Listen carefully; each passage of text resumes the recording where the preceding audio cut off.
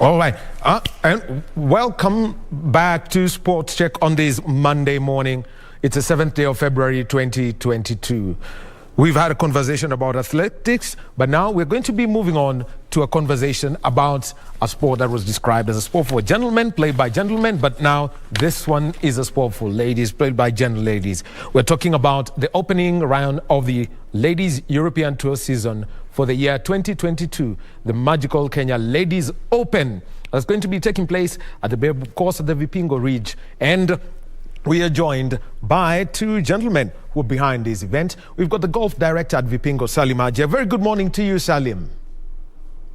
Hi, Daniel. How are you? I am very well. Let me just introduce Salim Haji to you from a different perspective.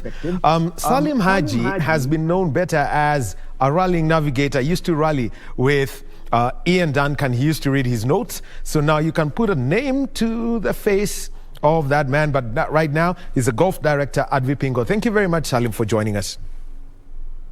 Thanks, Daniel. Nice to be on. And also, we're going to be by Dark Glettenberg. He is the managing director of U.com event, the people who manage the Ladies European Tour. A very good morning to you, Dark. Good morning, David. How are you? Yeah, I'm very well. So Daniel's then ready to go. And let me just start with Salim having to host getting the opportunity to host this event for the second time since November 2019. What's the whole feeling for the VIPINGO family as they bring in 96 of the best lady golfers on the LET? Sorry, Daniel. Just say that again. I couldn't hear you, Grail. All right. The feeling of having to host a second Magical Kenya Ladies Open event after the inaugural event in 2019. Yeah, no, I mean, it's really nice to have everybody back. And yeah, I mean, I think things are ready to go. Play starts for them competitively on Wednesday in a Pro-Am, and then Thursday to Sunday. For over the past 2 years, I know the COVID pandemic has not been, anybody's friend. But overall, you could tell us, first of all, about the Baobab course, which is the only professional golf association accredited course on the continent of Africa. How was the process of getting this course ready and maintaining it at those standards? Well, the PGA status really comes from just being able to abide by the standards and specifications that they set. So luckily, when we built the golf course, we built it to what's called the USGA specification. And so we met their requirements. And then the other reason is that I am a fully qualified British PGA professional. So we sort of tick both boxes for them, and I think it's been a fruitful partnership both ways.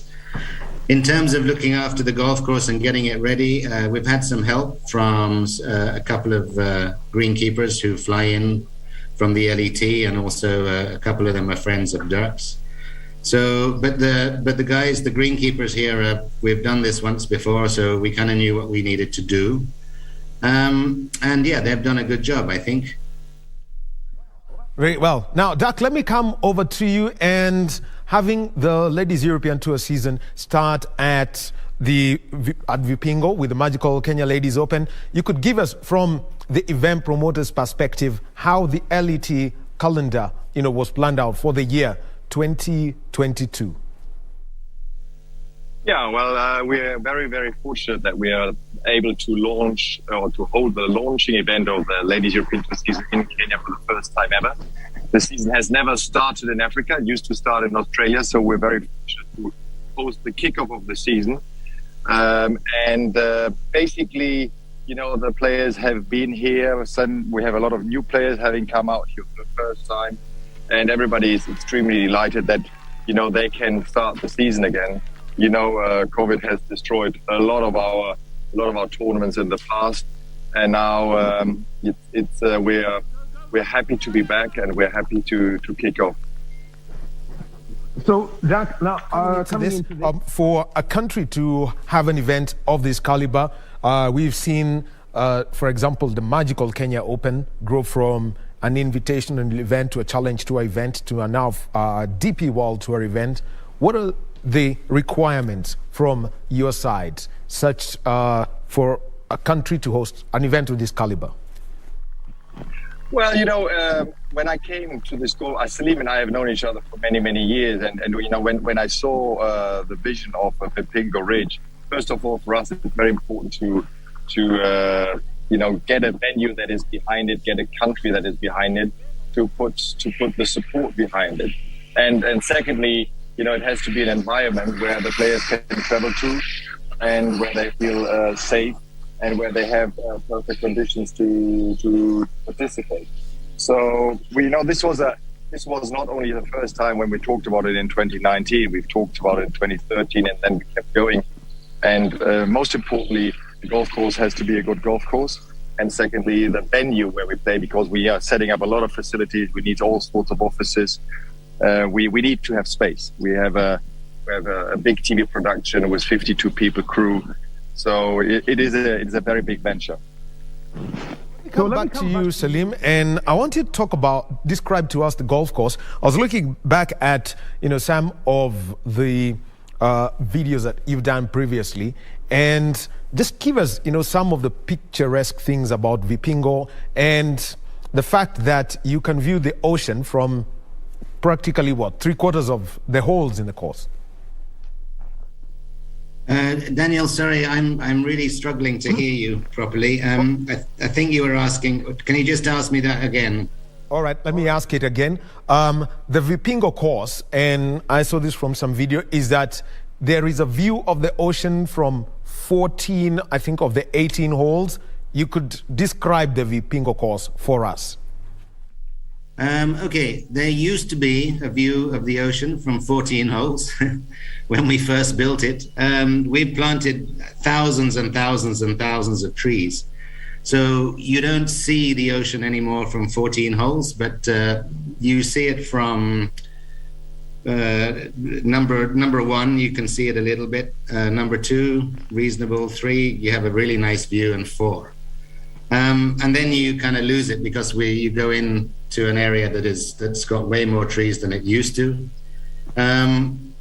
But I mean, I don't know how the golf course is tough. It's windy at the moment. It's also pretty dry and running, so that makes conditions tricky for the players. All right, coming to you, Dak. Looking at some of the names who have been put forward when it comes to this event, Esther Hensele, who won it in 2019, coming back. Let's think of Lee Ann Pace from South Africa, Julia Engström from Sweden, who came close to winning the event in 2019, Sanna Notinen from Finland, Olivia Cohen from Germany. Just give us a description of the field of 96, especially from those who are going to be on the tour permanently, and the kind of competition would expect for these opening events. It's a very nice thing to have such a strong player field. All those names that you mentioned, they could win any major and top tournament in the world. So we're very, very happy that all these players are traveling to Kenya. Esther is just landing while we speak because she was playing on the LPGA tour until Sunday. So she's flying in today. So, Esther is a very, very strong player. Oliver Cowan, as you said, Sarah, Julia Engström, who is now coming back from an injury. So, but there's other players that you have to look out for, names that you might not have heard, who are coming as extremely talented young players. There's an amazing amount of talent coming out of different countries like, Spain and Germany, especially France. South Africa, Lee and Pace, obviously, to have two order of merit champions here makes us very, very proud. So you will see that it's going to be an interesting competition. Obviously, experience plays a big part, but some of the players have been here now for a couple of days, and it is a big advantage to play this golf course. If you don't know it, like Salim said, it's tricky. So it's very hard to predict. But when it comes down to Sunday afternoon, I think you have to be very, very cool to play up those holes because you're playing into the wind, and it's going to got to be decided. I don't think it's going to be decided early. Well, now that you mentioned about the field that's going to come, it's a field of 96. You could tell us the criteria that is used to allocate the slots for the players who are on the LET. And also, you could also tell us about how you allocate the slots for the Kenyan golfers who will be participating. Bavisha is the only pro, and I think we've got 3 amateurs. Yeah, so obviously at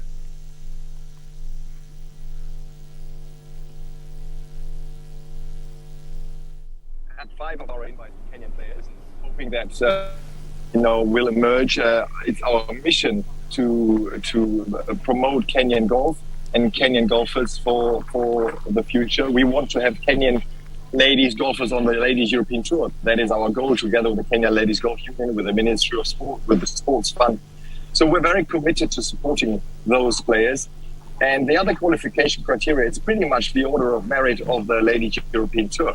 So many more players would have liked to come to Kenya, but we have a limited field of 96. And we had a total of 150 players wanting to play the tournament. But obviously you have to be in the top 100 to qualify. So it's a very simple ranking system where you have different qualification categories, and that's it. It's pretty much the order of merit and who has signed in. And there are different eligible categories for, like, Sohan Cup players, the order of merit, the money ranking list, and then there is also rookies of the year and upcoming players who have a qualification category. So it goes by category. You know, if whoever is interested can go to the Ladies European Tour page, and they find exactly the qualification criteria. If you go to the Ladies European Tour page, and then you see the different categories that those players are in, who are luckily and fortunately enough to play the match, the Kenya Ladies Open.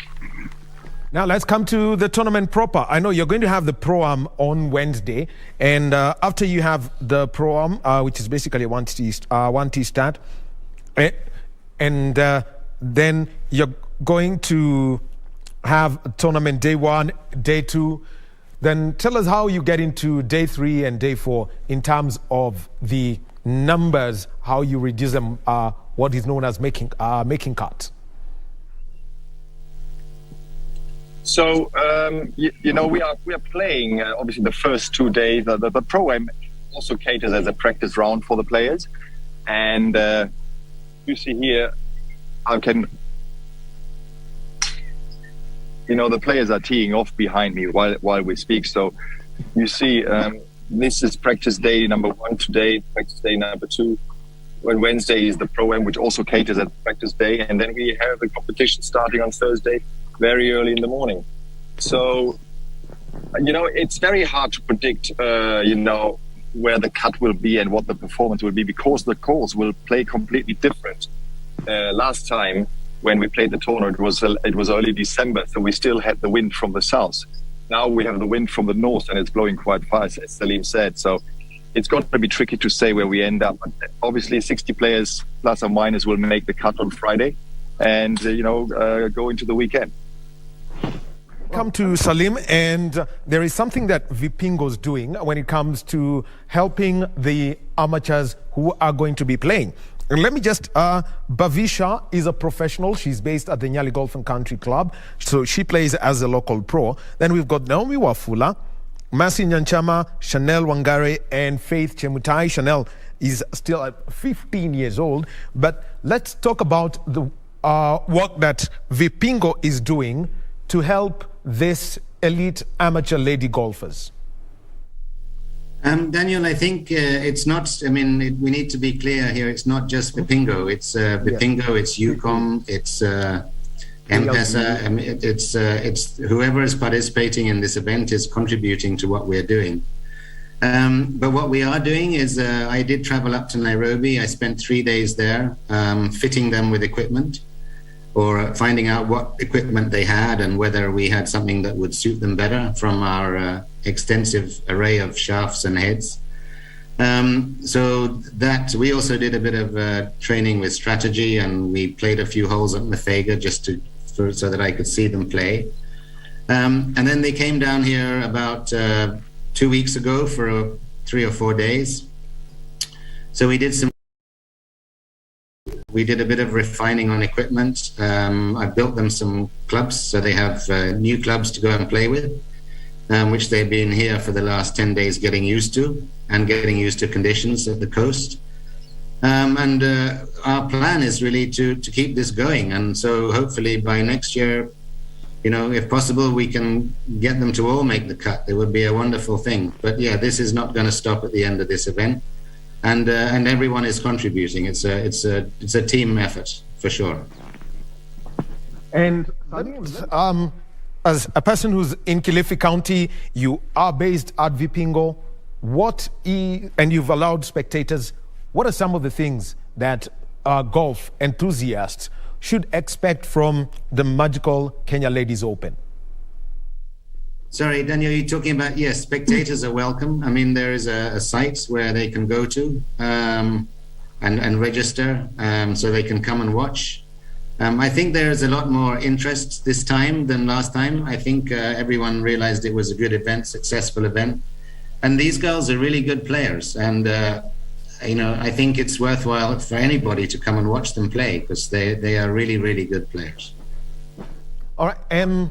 One rule that you put, and I looked at it, is that spectators must be fully vaccinated. You could tell us about that. And also the entry charges and the ticketing criteria, the ticketing process for this event. Daniel, again, I didn't hear your question very well, but yes, everyone who enters has to have a vaccination certificate. Otherwise, they don't get entry. And then there is a players' bubble, and those who interact with the players have to be PCR tested daily. But yeah, I mean, we welcome anyone to come and watch. Absolutely, there is a public village. There is things for them to do other than golf. So yeah, I think it'll be a nice day out for a family. So let me come over to Dak, and I want you to explain to us about the prize money structure. The prize money for the magical Kenya Ladies Open is 300,000 euros. We are talking about the equivalent of 39 million shillings. And there is also the point system. You could explain how this works and how they correlate. So it's pretty much, we have a saying in the golf industry or in the professional golf that are you in the money or not in the money? So only the players who will make the cut on Friday, they will be able to earn money in this tournament. And so then it's broken down between the 60 players that are pretty much in the cut. So the first player gets obviously the highest prize money. It depends, how many other players play the same score, and then it will be divided by those guys. So, and obviously 60 players will divide the prize money between themselves, and there's a clear prize money breakdown.